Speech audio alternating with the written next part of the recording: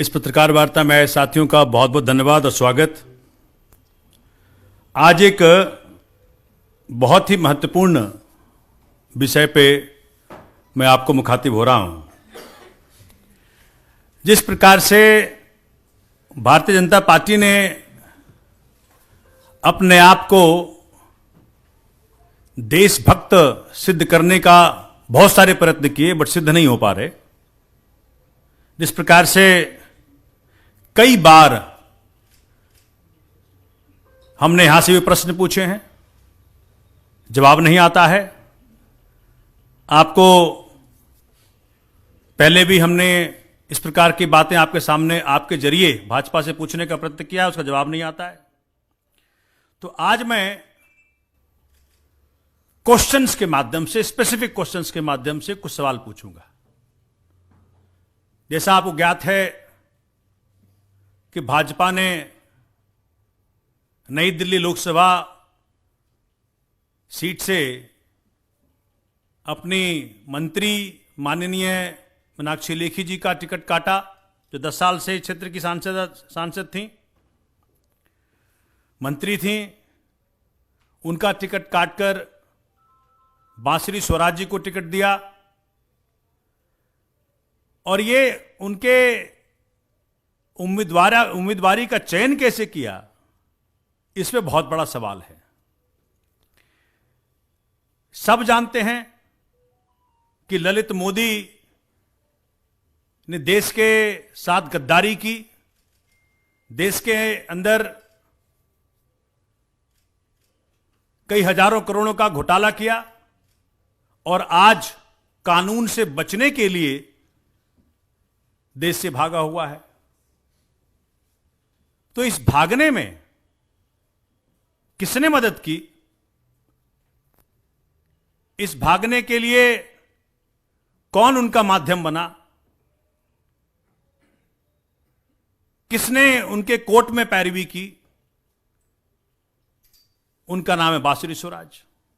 बकायदा ललित मोदी ने ट्वीट के माध्यम से बांसुरी स्वराज का धन्यवाद किया।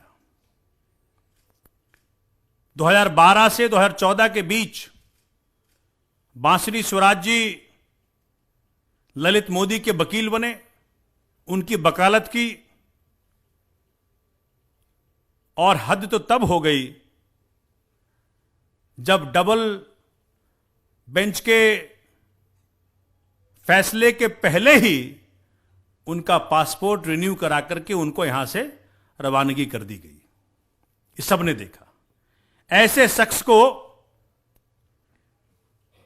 भारतीय जनता पार्टी ने नई दिल्ली की लोकसभा की जिम्मेदारी दी है। यह बहुत चिंताजनक विषय है। मैं आज आपके माध्यम से उनसे 5 सवाल करना चाहता हूं। पहला सवाल है कि बांसुरी स्वराज जी के अनुसार क्या ललित मोदी ईमानदार आदमी है?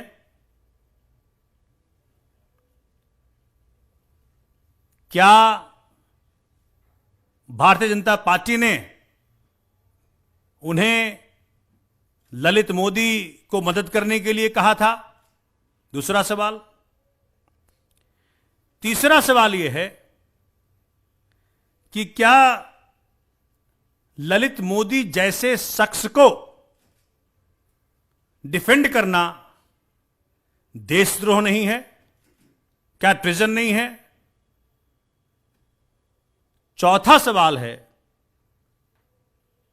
कि ललित मोदी ने देश को कितने हजार करोड़ का चूना लगाया और उसमें उनकी क्या हिस्सेदारी थी? और पांचवा सवाल है कि क्या वो आज भी ललित मोदी को भारतीय कानून के शिकंजे से बाहर रहने में मदद कर रही हैं? ये पांचों सवाल मेरा भारतीय जनता पार्टी की नई दिल्ली लोकसभा के उम्मीदवार बांसुरी स्वराज जी से है, इसका जवाब जरूर दें वो। धन्यवाद। मुझे कोई समझाए बताए कि ऐसा शख्स जिसने कि ललित मोदी जैसे देशद्रोही के साथ खड़ा होने का फैसला किया, उसके सवालों का क्या जवाब दे। इसीलिए तो दिल्ली के सांसद इंडिया अलायंस के चाहिए।